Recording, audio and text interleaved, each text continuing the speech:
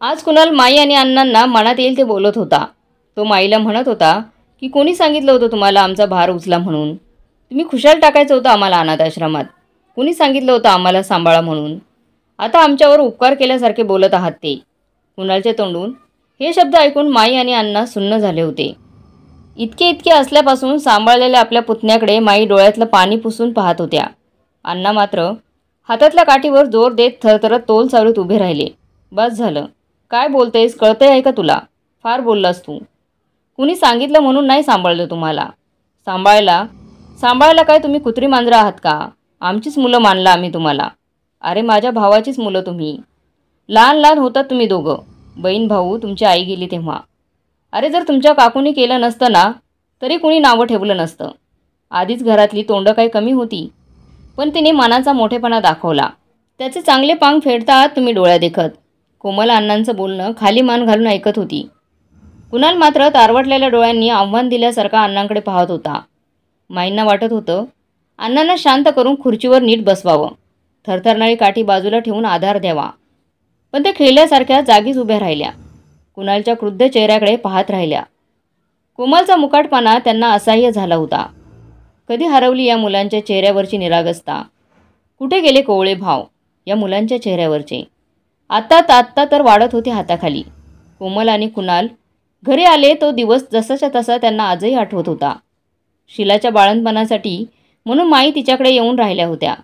घरचं खटलं 2 मोठ्या मुलींवर टाकून सारंग शिलाच्या गरजेला धावल्या होत्या त्या. नांत घर, मुलं, सासू-सासरे आला गेला माईंना निवांतपणा फार क्वचितच मिळायचा. घराच्या मागच्या बाजूला भल्ली मोठी चाळ होती. तिथेच 2 खोल्यांमध्ये त्यांचे आईवडील राहत होते.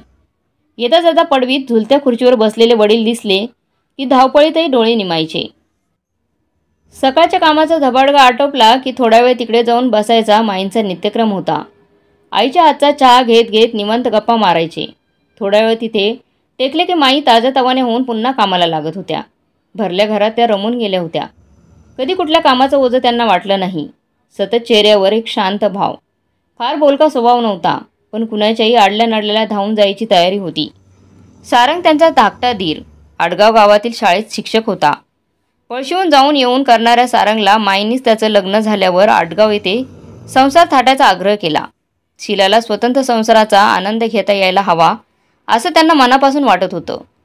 पळशी आणि आडगाव या 2 गावातील अंतर ते किती, ये जा चालूच असायची. शिला पण माईंना धरून होती. कुणाल आणि कोमलच्या जन्मानंतर तर सतत काही ना काही कारणाने आडगावला जाणं होई, नाहीतर ती सारीच पळशीला येत असत. शिलाला तिसऱ्यांदा दिवस गेले आणि माई उत्साहाने शिलाच्या मदतीसाठी धावल्या. कर्तेपणा घेऊन सर्वांचं करायची हौस माईंना होती. त्यात तसं दुसरं होतं तरी कोण पुढाकार घेऊन करणारं? बाळंतपण झालं की 8-15 दिवसांनी पळशीला परतायचं असं ठरवून त्या आडगावला येऊन 4-5 दिवसच झाले होते आणि तेव्हा शिलाला गावात असणाऱ्या सरकारी दवाखान्यात दाखल केले होते. सारंगही शाळेतून आल्या आल्या मुलांना घेऊन पोचला होता तिथे. त्याच्या आल्यावर माई घरी जाऊन स्वयंपाक करून शिलासाठी डबा घेऊन आल्या आणि मुलांना घेऊन परत घरी गेल्या होत्या. सारंग थांबला होता शिलाजवळ. सकाळी मुलं शाळेत गेल्या गेल्या माई घाईघाईने दवाखान्याच्या दिशेने वळाल्या. सारंग उतरलेल्या चेहऱ्याने बसला होता एकटाच कितीतरी वेळ. कशी आहे शिला? सारंगने डोळ्यातलं पाणी आतल्या अडवण्याचा प्रयत्न केला. कठीण आई म्हणाले, अडली आहे ती. पळशीहून डॉक्टर आले आहे रात्रीच. शस्त्रक्रिया? हो, नेला आहे आत्ताच. दोघेही एकमेकांची नजर चुकवत बसून राहिले. एक एक क्षण म्हणजे युग वाटत असतानाच कधीतरी डॉक्टर समोर येऊन उभे राहिले. त्यांच्या चेहऱ्याकडे लक्ष जाताच सारंगच्या हृदयाचा ठोका चुकला. कशी आहे शिला आणि बाळ? तुम्ही बसा इथे जरा. डॉक्टरांनी सारंगला जबरदस्ती बसवून माईंना बाजूला घेतलं. बाळ आणि त्या नाही वाचवता आलं दोघांनाही. पुढे डॉक्टर काय बोलले त्यातलं अक्षरही त्यांना कळालं नव्हतं.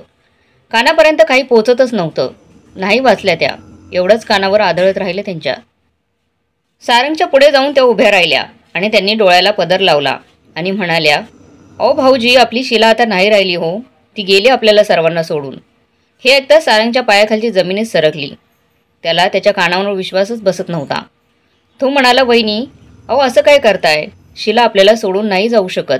असं म्हणत त्याने हंबरडा फोडला आणि अक्षोबक्षी रडू लागला. काही वेळाने शिलाचं पार्थिव शरीर घरी आणण्यात आलं होतं. नातेवाईकही येत होते. अंतिम संस्काराची तयारी चालू झाली. कुणीतरी मुलांना म्हणाले, नमस्कार करा रे आईला. आई आता नाही यायची परत, देवाकडे गेली ती. कोमल आणि कुणालला कुणीतरी नमस्कार करायला घेऊन गेलं. घरी आलेल्या नातेवाईकांमध्ये कुणाल आणि कोमल गांगरून गेले होते. कुणी काही सांगेल तसं ते दोघं करत होते. नमस्कार करून परत माईच्या कुशीत शिरलेल्या कोमलच्या केसावरून हात फिरवताना माईंचा जीव गलबलला. बाजूला पदर घट्ट धरून बसलेल्या कुणालच्या केविलवाण्या चेहऱ्याने विचारलं, आम्हाला नाही का गं जाता येणार देवाकडे? असं बोलू नये रे बाळा. डबडबलेले डोळे पुसत माई म्हणाल्या, पण आई परत नसेल येणार तर ती कशी भेटणार? जावेच लागेल ना आम्हाला देवाकडे. कोमलने चिमुकल्या हातांनी माईंचे डोळे पुसत विचारलं. तेव्हा माई म्हणाल्या, हे बघ राजा, आई नसली म्हणून काय झालं? मी आहे ना तुमची मोठी आई, तुमचे काका आहेत.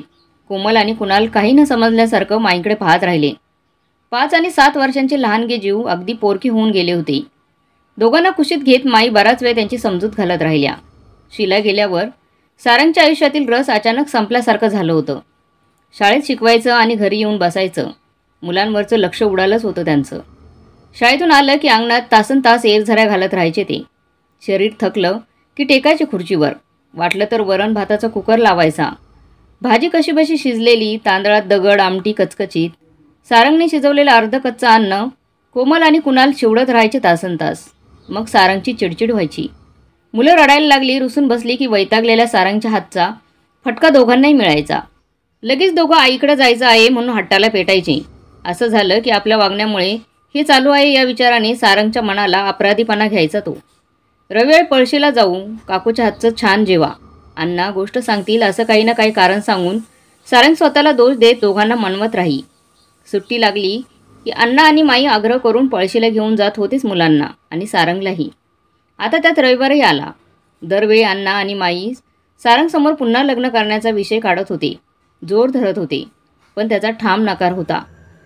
विषयाला तोंड फुटलं की सारंग हताश होऊन म्हणायचा, वहिनी लाभला असता संसार तर शीला अशी गेलीच नसती. आता नका भरीस घालू मला. अरे पण पोरांचं काय? धड बेनीफणी पण होत नाही कोमलची. खायचे प्यायचे हाल. इथे आणतोच तर दुष्काळातून उठून आल्यासारखी वाटतात ते. त्यासाठी पुन्हा लग्न कर म्हणतोय आम्ही. असं नाही, पण तू कितीतरी दिवस एकटा राहणार आहेस आणि वाढत्या वयाच्या मुलांना वळण लावायला बाई माणूस पाहिजे रे घरात. बघू, म्हणजे आता कठीण पडतं आहे सारं, हे खरं आहे. पण सवय झाली की सगळं मार्गी लागेल. 6 महिने झाले सारंग, तुझं लक्ष नाही कशात.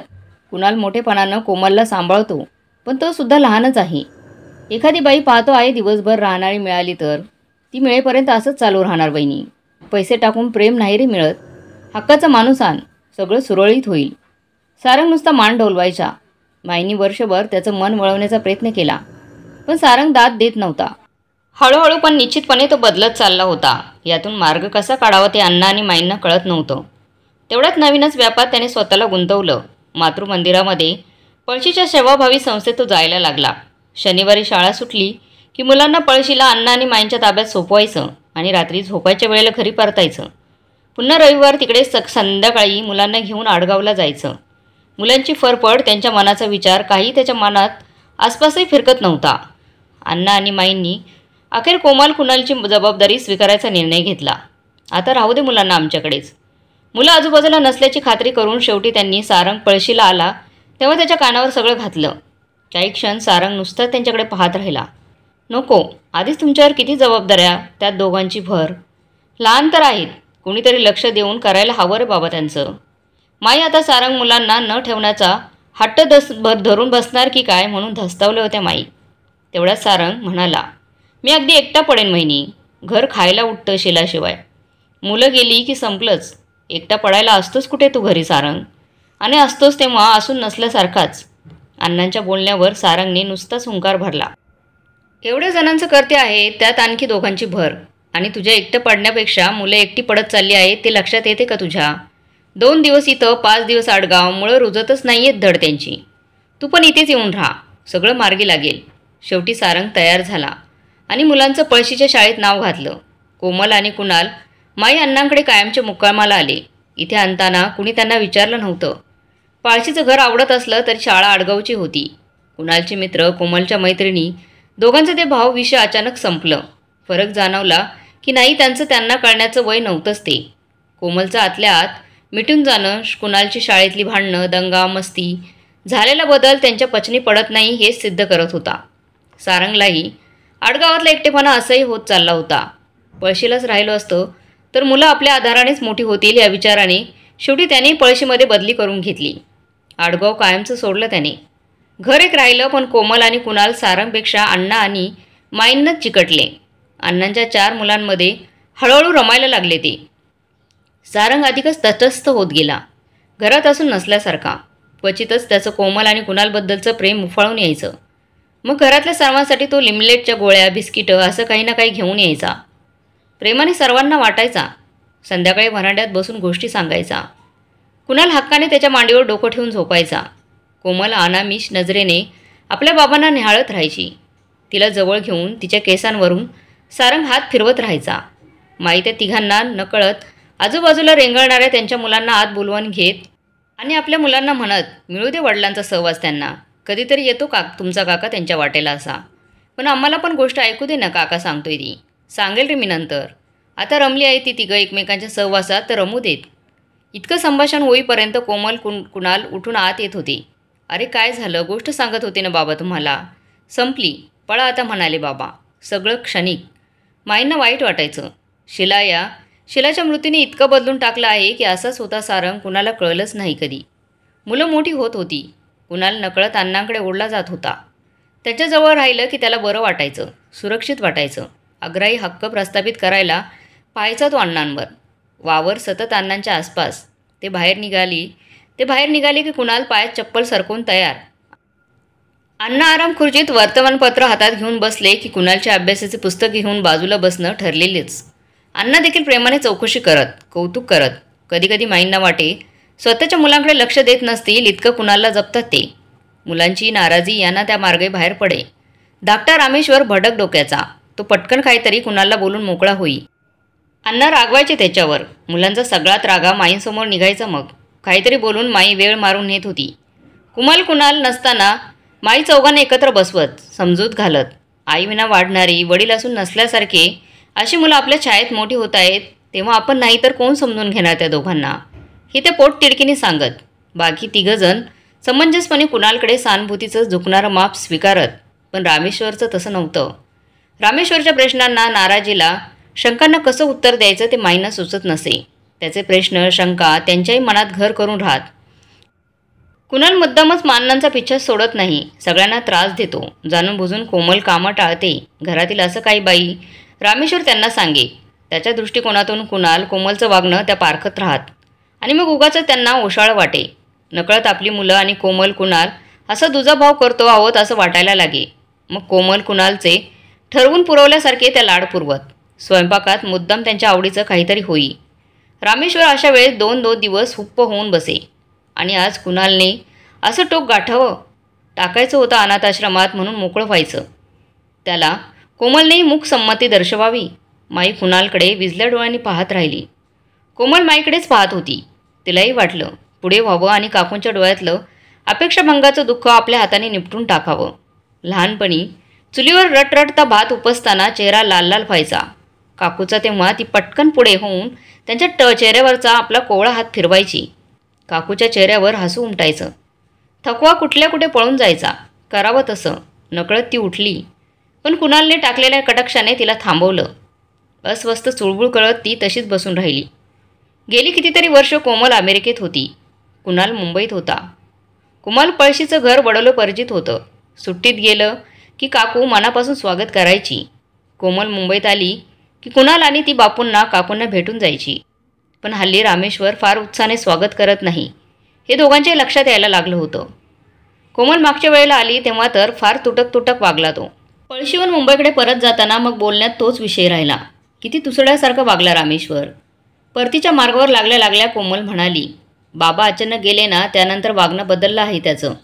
दाखवून देतो दरवेळेस आपला काही संबंध राहिला नाही म्हणून. आता काहीतरीच कुणाल. बाबांचा ताप उलटला, कावीळवर गेला आणि त्यातच ते गेले. त्याला झाले की 8 वर्ष. त्याचं वागणं बदललं आहे ते येत्या 3-4 वर्षात. तुझ्या खेपा होत नाही तिकडे, त्यामुळे तुला समजत नाही. तुला मी कामानिमित्त येतो या भागात, तेव्हा अण्णांना भेटायला चक्कर टाकतो. तू काकू भोवती, मी अण्णांसमेत. असंच होतं ना इथे येतो तेव्हा. पण रामेश्वरच्या वागण्यावरून वाटतं परकेचा होतो आपण. खरं त्याच्या मनात आडी आहे आपल्याबद्दलची, त्याच्या भावंडांबद्दलही. त्याचं नुकसान होतं आहे पळशीमध्ये राहून असं वाटतं त्याला. अण्णांना दोष देत असतो नेहमी. त्यांच्यामुळेच इथेच राहावं लागलं म्हणतो. पण इथे राहून नुकसान झालं कसलं त्याचं?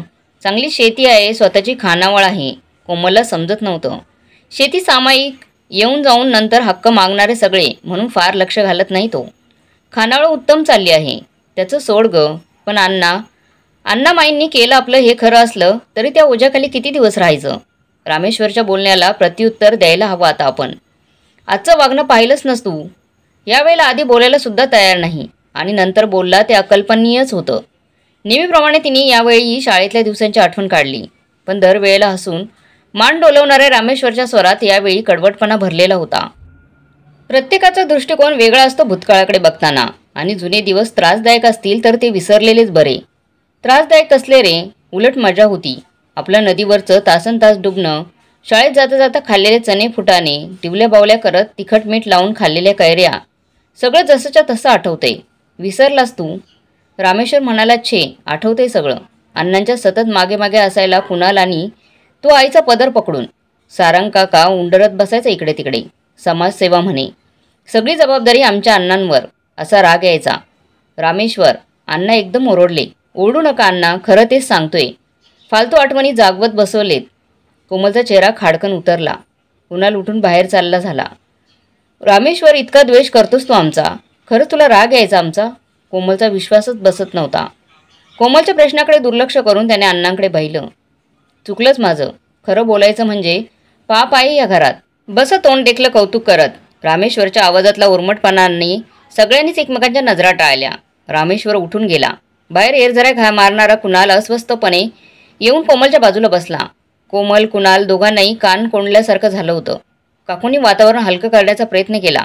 लक्ष नको देऊस, सध्या डोकं ठिकाणावर नाही म्हणून असं वागतोय तो. दोघंही कसे नुसे हसले. पण तिथे राहण्यातला उत्साह संपलाच त्या दोघांचा. मुळात कुठला विषय कुठे नेला होता रामेश्वरने? शाळेच्या बालपणाच्या आठवणी कोमलने अगदी सहज काढल्या आणि नेहमी हसून मान डोलवणाऱ्या रामेश्वरने आज त्याला वेगळंच वळण दिलं.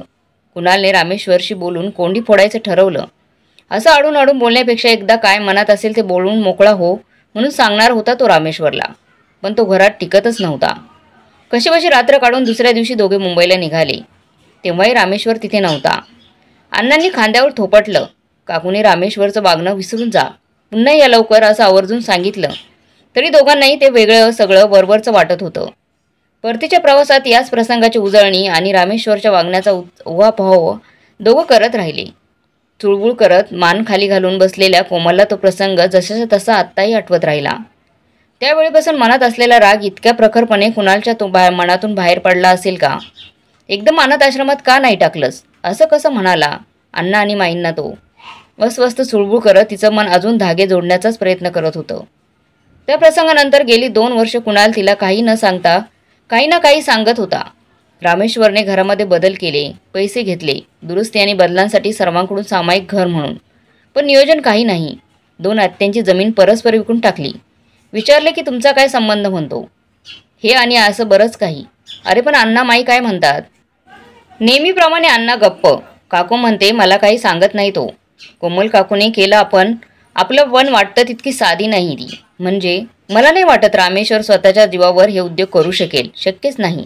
पाठिंबा आहे त्याला काकूचा. काहीतरीच. किती गोड बोलून असते. आपण त्या दोघांकडेच मोठे झालो आहोत कुणाल. विसरून चालणार नाही. हो ना, म्हणून किती गप्प बसायचं. अगं शेवटी रामेश्वर तिचा मुलगा आहे. की त्याला काय फायदा होणार तेच पाहणार ना. तो चुकीचं वागत असला तरी रामेश्वर पटवून देत असेल तिला. आणि आपण काकूकडे राहिलो तेव्हा फार समज तरी होती का? 5 वर्ष राहिलो. नंतर बाबांनी रत्नागिरीला खोलीच घेतली ना भाड्याने आपल्यासाठी. त्या 5 वर्षाचं किती ते भांडवल. सारखं आपलं त्यांनी केलं. कुणाला अरे असं कसं म्हणतोस? बाबाच सांगायचे ना. आई गेल्यावर त्यांचं संसारातलं लक्षच उडालं होतं. आपले हाल व्हायचे म्हणून काकूच अण्णांच्या मागे लागली पळशीला राहून दे सर्वांना म्हणून. बाबांकडून एक दमडी नाही घेतली त्यांनी. इतकी माणसं आहेत घरी, त्यात आणखी 3 असं म्हणायचे कायम. कधी कुठला हिशोब ठेवला नाही. आणि आता आपण व्यवहाराच्या पातळीवर उतरायचं. अण्णा आणि काकूंनी केलं, पण रामेश्वर उतरलाही आहे ना व्यवहाराच्या पातळीवर. मग आपल्याला उतरायला नको का? आणि वेळ पडली तर अण्णा आणि काकू रामेश्वरचाच फायदा पाहणार ना. दुसरं म्हणजे त्या 5 वर्षासाठी आपण काय आपलं आयुष्य वेचायचं? यांना त्या मार्गाने त्याची जाणीव ठेवून आपण सतत अण्णा आणि काकूंसाठी करत असतोच ना काही ना काही. नको रे खाल्ल्या घरचे वासे मोजल्याचं पाप माथी येईल. आणि आपल्याला काय कमी आहे, सुखात आहोत आपण. तेच तेच उपकाराच्या ओझ्याखाली आंधळी झाली आहेस तू. नाही रे, पण मुळात तू कशाला त्रास करून घेतोस. आत्यांची जमीन गेली, बघतील त्या दोघी. ते आहेच, पण आपल्याशी तरी कुठे धड वागतो आहे तो रामेश्वर. एक दिवस आपलं जाणं येणं पण बंद होईल. अण्णा आणि काकू गेली की संपलंच समज सगळं. सगळं विकून मोकळा होईल तो रामेश्वर. आणि आत्यांची जमीन गेली, आता आपली जायची वाट बघत बसायची. कोमलला कुणालच्या ताडताड बोलण्यापुढे काही बोलणं सुचेना. तोच पुढे म्हणाला, आणि ती विभागली असली तरी सामायिकच आहे. कुळ कायद्यात जायला नको ह्या विचाराने ती काका आत्यांच्या नावावर केली होती आजोबांनी. कुणाल, अरे आपण 2 वर्षांनी एकदा चक्कर मारणार. आपण भांडून काय मिळवणार. तू पण तशीच येशील तेव्हा घरही शिल्लक राहिलेलं नसेल. जमिनी तर सोडच, मग रडू नकोस सांगितलं नाही म्हणून. कोमलने शेवटी यावर विचार करण्याचं या वेळेला भारतात आलं की अण्णा आणि काकूंकडे हा विषय काढण्याचं मान्य केलं. आणि आज पाळशीला पोचल्या पोचल्या कुणालने एकदम विषयाला तोंड फोडलं. अगं कोमल, तू तरी थांबव ना कुणालला. कसा बोलतोय तो. माईंच्या शब्दांनी ते एकदम भानावर आली. ती विचारात गुंग असताना कुणाल अजून बोलला की काय काहीतरी असं वाटून तिने कुणालकडे पाहिलं. रागाने लाल झालेला त्याचा चेहरा स्वतःला सावरून धीर करून ती म्हणाली, तो एकदम अनाथ आश्रमात टाकायचं असं म्हणाला ते चुकलंच त्याचं. पण काकू, रामेश्वरच्या वागण्यातील काही धारधंदच राहिलेला नाही आहे. मागच्या वेळेस आले तेव्हाही काय वाटेल ते बोलला होता तो. ते अजूनही विसरता आलेले नाही आहे. आता त्याला हे घर जमीन सगळं विकून इमारत बांधायची आहे. तर सर्वांनी एकत्र येऊन ठरवायला हवं. तुम्ही दोघांनी आम्हाला गृहीत धरलं. एक 4 ओळीचं पत्र आलं रामेश्वरचं. निर्णय सांगणार, सही मागणार. आत्या काका सगळ्यांचं काय विचार आहे ते आम्हाला नको का कळायला पाहिजे ना. रामेश्वर बऱ्याच गोष्टी परस्पर करून मोकळा होतो. पण तू येशील तेव्हा शांतपणे बोलू, सगळं समजावून सांगू असं ठरवलं होतं आम्ही. पण तुम्ही दोघे आला ते तलवारी उपसूनच. आणि कुणाल, काय रे हे काय मिळवलंस असं बोलून तू. सगळ्या करण्यावर पाणी ओतलंस रे बाबा आज तू. माईंनी तोंडात पदर कोंबला. आई, बस झालं रडणं. काय तारे तोडले कुणालने ते ऐकले मी आतून. तरी मी तुम्हाला सांगत होतो. पण तुमचं कुणाल कोमलवरचं प्रेम उफाळून येत असतं. तू आजारी होतीस तेव्हा आला का कुणाल भेटायला. आईसारखी ना तू त्याला. मग बायकोला का नाही पाठवलं काही दिवस आजारपणात तरी तुझ्या इथे मदतीला. इथे आला की येतो भेटायला. त्याचं पण कौतुक. तुम्ही याच्या फोनची वाट बघत बसता. अख्ख्या खानदानाची खबरबात घेत असतो. तुम्ही सोडून सगळ्यांना फोन येतात त्याचे. पण आठवड्यातून एकदा फोन तुम्हाला करायला जमत नाही त्याला. आणि कोमल, तुझी सख्खी आई असती तर केले असतेस ना तू फोन अमेरिकेतून सुद्धा. काही नाही गं, शेवटी अंतिम सत्य हेच आहे की आई प्रत्येकजण स्वतःचं कसं होईल ते बघत असतो. आई त्या परिस्थितीत तग कशी धरता येईल ते आजमावत असतो. ते झालं की संपलं. त्या दोघांनी वेगळं काही केलं नाही. स्वार्थी नुसते. आश्रित ते आश्रित, वर हमाज. अनाथ आश्रमात टाकायचं होतं म्हणे. रामेश्वर दाराच्या चौकटीत येऊन उभा राहिला ते तणतणतच. कुणालच्या कपाळावरची शीर लालबुंद झाली. कोमलने बसल्या बसल्या त्याचा हात घट्ट धरून ठेवला, पण तो उठलाच. ताडताड पावलं टाकत रामेश्वरचा समोर जाऊन उभा राहिला. रामेश्वर, आती होतंय तुझं. ठीक आहे. इतकाच माज असेल ना तर राहाय तसेच. माझी आणि कोमलची सही नाही मिळणार तुम्हाला. दार आडून उभे असलेला रामेश्वरचा हात बाजूला करत पाय आपटत कुणाल आतल्या खोलीत शिरला. रागारागाने आपलं आवरून तो दारात येऊन उभा राहिला. उठ कोमल, निघूया इथून. संपला आपला ऋणानुबंध या जागेचा, माणसांचा. अण्णा काकू, पुन्हा एकदा सांगतो, तुम्ही जे गेलत आमच्यासाठी त्याबद्दल कृतज्ञता राहीलच. आमच्या दोघांच्याही मनात राहील. पण त्या 5 वर्षासाठी आम्ही आमचं आयुष्य रामेश्वर विकत घेऊ शकत नाही. आमच्या परीने आम्ही तुमच्यासाठी करत आलोय. रागाच्या भरात अनाथ आश्रमात टाका म्हटलं. रामेश्वरचा राग तुमच्यावर असा काढायला नको होता मी. पण तरी माझी खात्री आहे की तुमची त्याला फूस असणार किंवा तो त्याचं वागणं कसं बरोबर आहे ते पटवून देत असणार. नाहीतर या गोष्टी या थराला न जात्या आज रामेश्वर ते बोलला ते बरं नाही झालं. अण्णा आणि माई काही बोलायच्या आत कुणाल बाहेर जाऊन थांबला. कोमलला हुंदका फुटला. येते मी. डोळ्यातले अश्रू पुसत ती नमस्कारासाठी वाकली. माई काहीतरी पुटपुटल्या. अण्णांनी सवयीने आशीर्वादाचा हात पाठीवरून फिरवला. माईनं राहवलं नाही. त्या निरोप द्यायला गाडीपाशी जाऊन उभ्या राहिल्या. अण्णा मात्र जागचे हल्ले नाहीत. कुणालने माईंकडे न पाहता गाडीचं दार जोराने आपटून बंद केलं आणि गाडी वेगाने फाटकाच्या बाहेर काढली. उडालेला धुराळा खाली बसला तसं माई वळाल्या. रामेश्वरची दारातली आकृती केव्हाच नष्ट झाली होती. अण्णांकडे नजर टाकत माई समोरच्या दगडी कट्ट्यावर टेकल्या. गालावर ओघळलेले अश्रू पुसण्याची ताकद माईंकडे उरली नव्हती. विचारांच्या नादात अण्णा झोका घेत राहिले. झोपाळ्याच्या काड्यांचा एक तुरातला कळ कळ आवाज दोघांच्या मनावर चरे उमटवत राहिला. असं म्हणतात दाटू लागलेला काळोख दोघांच्याही गात्रांनी व्यापून टाकला. तुळशी वृंदावनासमोर दिवा लावायला हवा होता, पण माईंना उठावंसं वाटत नव्हतं. काय चुकलं हो आपलं? कातर स्वरात त्यांनी अण्णांना विचारलं. म्हटलं तर काहीच नाही. म्हटलं तर बरंच काही. अण्णा गदगदल्या स्वरात म्हणाले. म्हणजे आपण कोमल कुणालला आपली मुलंच मानलं, पण ती आपली मुलं नव्हती ग. अहो, आपल्या पोटी नाही जन्मली, पण प्रेम केलं आपण त्यांच्यावर मुला इतकंच. केलं ना. काही वेळेला तर आपल्या मुलांपेक्षा जास्त माया लाभली त्यांना. त्यांना उपरं वाटू नये याची काळजी घेत राहिलो. पण त्या दोघांच्या दृष्टीने ती सहानुभूती असावी. आपण आपलं कधी नव्हतंच ते आपलं मानत राहिलो. त्यांना आपल्या आईवडिलांची माया देण्याची नशा आपली होती, आपल्या मनाची. कळलंच नाही आपल्याला की ती त्यात वाहून चाललो आहोत आपण. वेळप्रसंगी आपली मुलं डावलली गेली आपल्या हातून. त्यांच्या मनाचे विचारही डोकावला नाही आपल्या मनात त्यावेळी. त्यांना कळत नव्हतं, त्यामुळे शब्दात मांडू शकली नाही ती कधी. पण या ना त्या मार्गाने ती व्यक्त होत राहिली असणारच. आपल्याला मात्र समजलं नाही ते वेळच्या वेळी. आज कळतं आहे, पण त्याला आता फार उशीर झाला आहे. अहो, काय बोलताय ते तुमचं तुम्हाला तरी समजतंय का? चांगलंच समजतंय. तू विचार कर बघ, तुलाही पटेल काय म्हणतो आहे ते. काहीही बोलताय, मला नाही असलं काही समजून घ्यायचं, असं माई म्हणाल्या. तरी अण्णा म्हणत होते. त्याचं बीज रोवणारे साधे साधे प्रसंग त्यांच्या डोळ्यासमोर येत राहिले. आठवतंय खरं. कुणाल रामेश्वर दोघंही पहिल्यापासून जरा आक्रमकच. कशावरून तरी नेहमीप्रमाणे भांडले होते दोघं. तो प्रसंग आठवतोय. तुम्ही रामेश्वरला ओरडलात, कुणालची बाजू घेतलीत. खरं तर त्या दोघांचे ऐकून न घेता तुम्ही कुणालची बाजू घेतली होती त्यावेळेस. त्यानंतर घरातल्या सगळ्यांनी कुणालशी आणि तुमच्याशी आठवडाभर असहकार पुकारला होता. कोणी बोलत नव्हतं. येथील ताळ्यावर म्हणून आपण सोडून दिलं. पण सगळ्या भावंडांनी एक होऊन आपल्या वागण्यातला दर्शवलेला विरोध होता तो. आणि कुणाल कोमलच्या आवडीचा म्हणून एखादा पदार्थ केलास की यामधलं कुणीतरी लगेच त्याच्या आवडीचा पदार्थ करावा असं म्हणून हट्ट करून बसायचे. हो, पण ते अगदी स्वाभाविक म्हणून फार महत्त्वाचं वाटलं नाही तेव्हा. खरं आहे, तेव्हा कधी कळलंच नाही. आणि कुणाल कोमलही न कळत परिस्थितीचा फायदा घ्यायला शिकले असावीत. आई नाही म्हणून मिळणारी सहानुभूती, सारंगचं दुर्लक्ष यातून हळूहळू आपण करतो आहोतच ते हक्काचं वाटायला लागलं. पण तरी त्यांच्या आईची सारंगची जागा रिकामीच राहिली त्यांच्या मनात. आपण उपकार करतेच राहिलो त्यांच्या दृष्टीने. आणि आपल्या मुलांच्या दृष्टीने. मायनी रडवलेल्या स्वरात विचारलं. बाकी कोण बोलत नाहीत. समजून घेतलं त्यांनी आपल्याला, किंवा त्यांची वृत्तीच शांत असायला असं म्हणायला हवं. पण सगळ्यांची कसर भरून काढली शेंडेफळांनी. रामेश्वरने डोळ्यात अंजन घातलं. माईंनी मान डोलवली. दोघं पुन्हा विचारात, सारं काय आठवण्याच्या ताणात काळोखात बुडून गेले. मागच्या चाळीतून पसरणाऱ्या मिनमिनत्या दिव्याचा अंधाराचा वेध घेत राहिले. कितीतरी वेळ एक करता एक होऊन गेलं. अण्णा एका लईत पायाने रेटा देत झोका घेत राहिले. तो थांबवून आता अस्वस्थपणे फेऱ्या मारायला लागले. एकाएकी त्यांच्या रागाचा पारा चढला. लटपटत कशीबशी हातातली काठी सावरत उजवा हात रागारागाने हवेत उडवला त्यांनी. हाताबरोबर त्यांचा स्वरही उंचावला आणि एकदम चिरलाच. अनाथ आश्रमात टाकायला हवं म्हणे.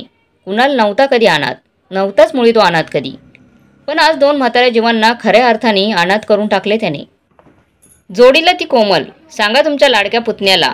चांगले पांग फेडलेच म्हणे उपकार करत्याचे. अहो, काय बोलताय हे? बसा बरं तुम्ही आधी, नाहीतर असं करू आत्ताच जाऊ रामेश्वर. अण्णांना हात दे रे बाबा जरा. दरवाजाकडे पाहत त्या जोराने म्हणाल्या. हातानेच त्यांना थांबवत अण्णा बोलत राहिले. त्यांच्या दृष्टीने आपण उपकार करतेस ना. मग काय चुकलं उपकार करते म्हटलं तर? नाही करणार म्हणे सई. वर ऐकवतं आहे की अनाथ आश्रमात टाकायला हवं होतं म्हणून.